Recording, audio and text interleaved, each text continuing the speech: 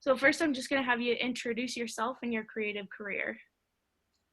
My name is Max Wolpert. I am a composer, performer, and teacher of music. I try to stay involved in as many different aspects of music as I can. I write music mostly within the contemporary classical field. I do a lot of orchestrating and arranging. My background in that originally is actually in musical theater, and as a performer, I'm primarily a traditional musician, mostly working in the American old time tradition. And as part of being a part of that community, it also means being a composer and an arranger of traditional music. So I work in both the classical and the traditional side of things, and then as well I teach instrumental lessons and undergraduate music theory and aural skills courses. Wow, sounds awesome. Try to stay involved in as many different things as I can. Very cool. Yeah, sounds like it. And how has COVID-19 affected your life and livelihood? Yeah. So I mean, for musicians, this is a very rough time. Live performances are gone for the foreseeable future. That includes, for me, both concerts by other ensembles who are playing my music, who have all been canceled, as well as my own performances. For me, in particular, as far as my livelihood, most of what I do during the summer, when school is out and teaching is a little sparser, I have a duo, Rose and Thistle Music, that mostly what we do is play weddings. And we are generally booked in all of the mountain towns all summer, and those are all gone. So some of them have been postponed, and we'll still get those gigs next year. But for this summer, I've lost a calendar of gigs through the whole summer, and every musician I know is working on being as creative as possible to move things online. And that's fine, and that's all well and good. But at the end of the day, a live performance cannot be replicated online. And so we're trying to do as much as we can to move more towards recording and writing the kind of music that can be recorded and broadcast by one person in a room. But it's not the same as an orchestra concert or a chamber music concert or a jam session with dozens of people playing together raucously. So it's a tough time for live music.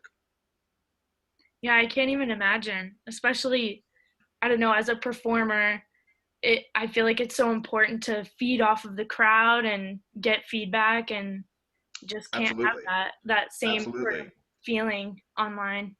Yeah, well, and particularly for traditional music, I mean, it very much is a communal experience. I mean, the actual sound of the music is great and it's great fun to listen to. But in the old time tradition, the actual act of playing music together is most of the point. That's sort of more important than what the music itself actually ends up sounding like.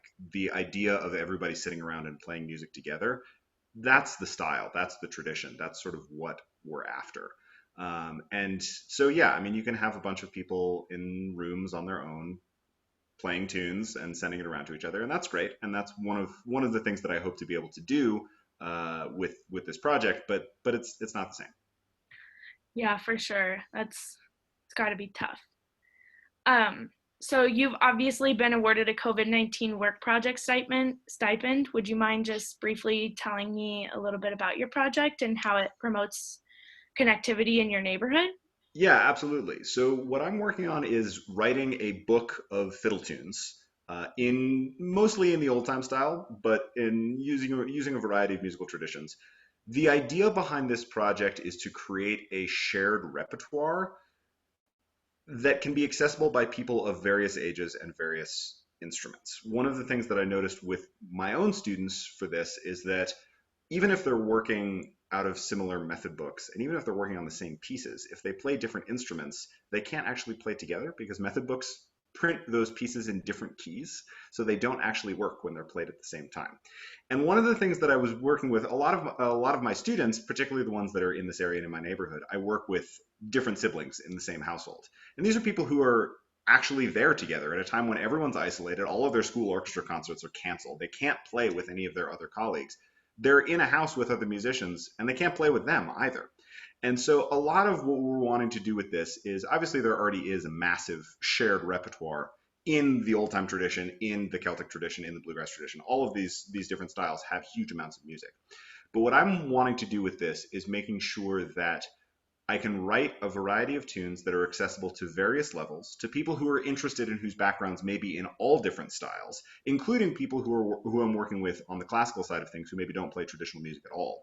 People who can enjoy this kind of music and play it with their colleagues remotely by Zoom. I'm gonna be making some videos and backing tracks for people to use if they want to play remotely, play together with the people who are currently in their household or in their neighborhood. And then hopefully, ultimately, as things get better, we can start to actually bring things back together to community jam sessions, studio classes, things like this. One of the other things that I'm trying to do is make sure that all of these resources are as digitally portable as possible so that I can be working not just with my students and with my studio and the people who are immediately geographically near to me, but the idea is that once this is all done and it's up on my website, I can send that around to all of my colleagues who can then share and distribute it to their own teaching studios. And so we can kind of keep spreading things around.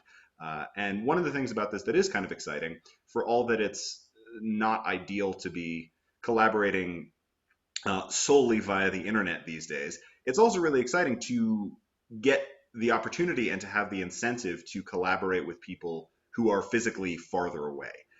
This is something that obviously we have been able to do for the last couple of years for the internet with the internet, but it's good to have a reason to do it more often because it's a very interesting and fun thing to do, and this allows music to be uh, spread much more widely, which is always a good thing. That sounds incredible. I've I've been really impressed doing these interviews with all of the creative solutions that you guys are coming up with. It's, I mean, you really thought of everything. This is a time when you know that there's a the you teach somebody how to swim by throwing them in the ocean. This is the artistically creative equivalent of that. Like, all That's right, you weren't you perfect. weren't you weren't being entrepreneurially creative before. Fine, all your gigs are canceled. Figure something out. That is so well said. Wow. Oh my gosh. Yeah, I couldn't agree more. I mean, it's been scary, but it's like you said, it's forced people to figure things out, and it's been really fruitful in a lot of ways, at least creatively, I think. I've been talking with a lot of my colleagues. Particularly, I was actually just talking earlier this morning with a friend of mine who works in arts administration for an orchestra. And you know, the larger the organization, the more sort of institutional inertia there always is. And I think um, it has taken something like this to get these organizations to start thinking creatively, to start thinking about how to be more inclusive as far as getting younger and more diverse audiences to actually take interest in their programs and what they're doing, to make sure that what they're doing is really speaking to everybody and to the whole breadth of the potential audience and not just old white people, which make up a disproportionate amount of the audiences at particularly at classical events. So it's I don't want to say that, well, this is actually a good thing, because it's definitely not. But hopefully that there will be some good that can come out of the great amount of bad. Yeah, it has its silver lining for sure. Yeah. um, so finally, is there anything else you'd like to share about your experience of the project? Well, I mean, I think it's really great that this is a thing that's happening. I think it's really fantastic that this is a community that both prioritizes local artists to begin with, and also recognizes that for people in the arts, this crisis has been disproportionately bad, and that it's also, in general, significantly harder for us to access institutional support. For those of us who are self employed or who work almost exclusively as contractors, things like state unemployment and other government and social safety nets are often difficult, if not impossible, for us to access properly. I know there's been a lot that's going on in the state level that's making that a little bit better and a little bit easier. But I think it's really great that something like this is prioritizing local artists. And I hope, if nothing else comes out of this, that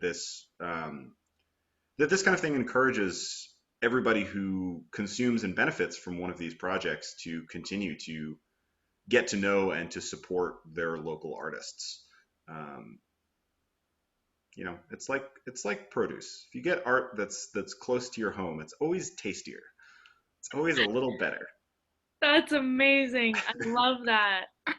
That's great. I was just having a conversation about buying local produce and things like that. I never would have compared it to the art world, but that's so true.